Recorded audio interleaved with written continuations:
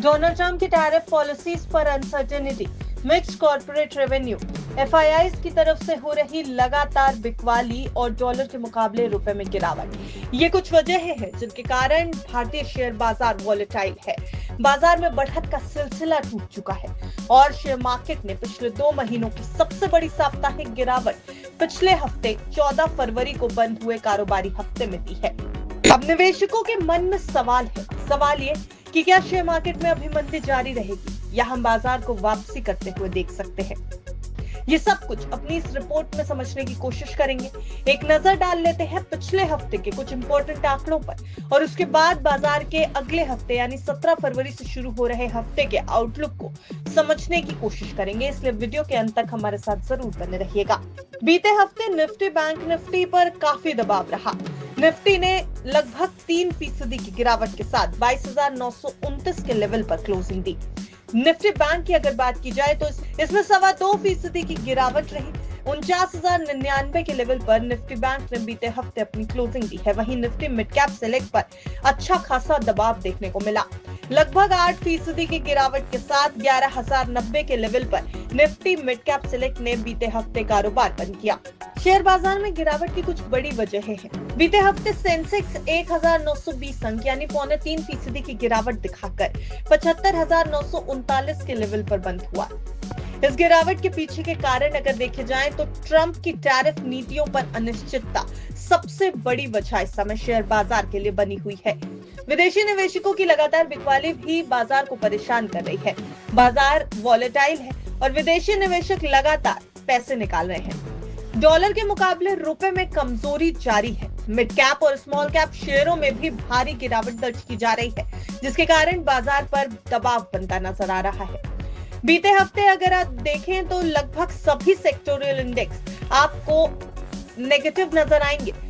सबसे ज्यादा गिरावट अगर कहीं हुई है तो वो थे रियलिटी, मीडिया, सीपीएसई और एनर्जी के शेयर। रियलिटी में लगभग 9.5% की गिरावट, मीडिया में 8% के आसपास की गिरावट, सीपीएसई में 7.5% की गिरावट और एनर्जी सेक्टर में 7% के आसपास की गिरावट देखने को मिली। वहीं ऑटो सेक्टर भी 6% टूटता नजर आया। बीते हफ्ते फाइनेंशियल सर्विसेज में सबसे कम गिरावट हुई है, लगभग 1.50% ये सेक्टर टूटा। प्राइवेट बैंक्स की बात अगर की जाए तो 2.25% से ज्यादा की गिरावट यहाँ रही। एफएमसीजी, आईटी और मेटल की बात करें तो अच्छी खासी गिरावट इन तीनों सेक्टर्स ने दिखाई है। एफएमसीजी में 4%, आईटी में 4.25% से ज्यादा और मेटल में 5% के आसपास की गिरावट रही। वहीं पीएसयू बैंक्स पर दबाव बनता नजर आया, 5.5% के आसपास की गिरावट। फार्मा स्टॉक्स भी बुरी तरह टूटते नजर आए। फार्मा में लगभग 6% के आसपास की गिरावट देखने को मिली। अब सवाल ये कि आखिर आने वाले हफ्ते में बाजार में क्या कुछ होगा, क्या निवेशकों को थोड़ी राहत मिलती नजर आएगी। तो जो बीते हफ्ते हो गया वो तो हो गया, बात कर लेते हैं आगे आने वाले हफ्ते की। देखिए, बाजार के जानकारों की माने तो निफ्टी को 22,800 पर मजबूत सपोर्ट मिलता नजर आ रहा है, लेकिन 23,250 पर एक तगड़ा रेजिस्टेंस भी है। एनएसई 500 के सिर्फ 7% शेयर 50 डीएमए के ऊपर है। फिलहाल बाजार में अनिश्चितता ज्यादा है, इसलिए बाजार को संभलने में समय लग सकता है।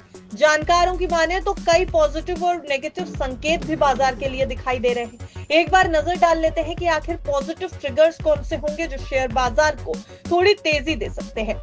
रुपए में रिकवरी दिखाई दे रही है, जिससे एफआईआईज की वापसी की उम्मीद लगाई जा रही है।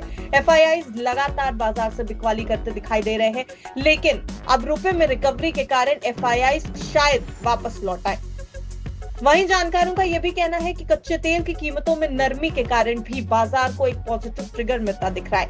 ब्रेंट क्रूड की बात करें तो इसका भाव इस समय $75 प्रति बैरल से नीचे है, जो बाजार के लिए एक पॉजिटिव इंडिकेटर माना जा रहा है। वहीं जनवरी में महंगाई 5 महीने के निचले स्तर पर आ गई है। बाजार के लिए इसे भी एक बड़ा पॉजिटिव ट्रिगर माना जा रहा है। ये 3 बड़े पॉजिटिव ट्रिगर्स तो हमने आपको बता दिए, लेकिन बाजार के लिए कुछ नेगेटिव संकेत भी आ रहे हैं। यहाँ पर भी एफआईआईज की बिकवाली एक बड़ी चिंता का कारण भी है।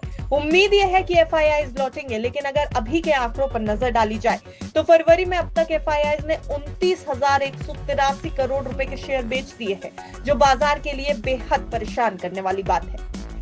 वहीं दूसरी तरफ डोनाल्ड ट्रंप की टैरिफ पॉलिसी को लेकर अनसर्टेनिटी बनी हुई है। डोनाल्ड ट्रंप लगातार एक के बाद एक बड़े फैसले कर रहे हैं और कहीं ना कहीं ग्लोबल मार्केट के साथ साथ एशियाई बाजारों पर भी उसका असर देखने को मिल रहा है, जिससे भारतीय बाजार भी अछूता नहीं है। बाजार ओवरसोल्ड है, इसलिए यहाँ पर अभी फिलहाल कोई तेजी बनती दिखाई नहीं दे रही है। बाजार के जानकार ये कहते हैं कि बाजार के वैल्यूएशन ज्यादा बढ़े हुए हैं और इसलिए फिलहाल बाजार में करेक्शन दिखाई दे रहा है। हालांकि कुछ इंपॉर्टेंट इवेंट्स भी होने हैं अगले हफ्ते, जो बाजार के लिहाज से काफी इंपॉर्टेंट माने जा रहे हैं। शेयर मार्केट के लिए 17, 20 और 21 फरवरी की तारीखें बेहद अहम साबित हो सकती हैं। 17 फरवरी को भारत में जनवरी एक्सपोर्ट इंपोर्ट के आंकड़े आने हैं, वहीं 20 फरवरी को यूएस एफओएमसी मीटिंग के मिनट्स जारी होंगे।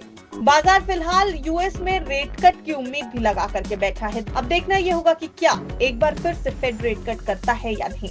वहीं 21 फरवरी की तारीख जरूरी इसलिए क्योंकि भारत का फॉरेक्स रिजर्व का डेटा इस दिन जारी होगा। वहीं आरबीआई की एमपीसी की पिछली बैठक के मिनट्स भी 21 फरवरी को जारी हो जाएंगे।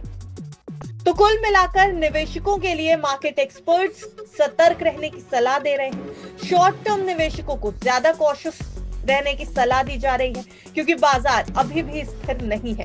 वहीं लॉन्ग टर्म निवेशकों के लिए इसे एक मौका माना जा रहा है। मार्केट एक्सपर्ट्स का कहना है कि जो लोग लॉन्ग टर्म के लिए बाजार में निवेश करना चाहते हैं वो कम वैल्यूएशंस पर मिल रहे अच्छे स्टॉक्स की तरफ देख सकते हैं, लेकिन केवल मजबूत कंपनियों में निवेश करने की सलाह निवेशकों को दी जा रही है। मार्केट एक्सपर्ट्स का कहना है कि कॉल राइटर्स का दबदबा है, यानी निफ्टी में ज्यादा तेजी की उम्मीद फिलहाल नहीं की जा सकती। उम्मीद यही है कि अगले हफ्ते बाजार थोड़ी स्थिरता दिखाएगा। हालांकि बहुत अच्छी तेजी बाजार में बनती जानकारों को नहीं दिखाई दे रही है, तो निवेशकों को सतर्क रहने की जरूरत है। किसी भी जल्दबाजी में फैसला लेने से पहले बाजार की चाल को अच्छी तरह समझने की जरूरत है। तो कुल मिलाकर भारतीय बाजार अगले हफ्ते क्या रुख दिखाएगा, अब इस पर नजर बनी रहेगी। आपको क्या लगता है, क्या बाजार में गिरावट में खरीदारी का मौका ढूंढने वालों के लिए ये एक अच्छा समय है या फिर अभी और इंतजार करना चाहिए? बाजार को लेकर के आपकी जो भी राय है हमें कमेंट बॉक्स में जरूर बताएं। लेकिन आपके लिए एक जरूरी जानकारी, ये पूरी रिपोर्ट सिर्फ आपकी जानकारी के लिए तैयार की गई है। अगर आपको शेयर मार्केट में कहीं भी दाम लगाना है तो अपने फाइनेंशियल एडवाइजर की राय एक बार जरूर ले लें। बस तक की आपको यही सलाह है।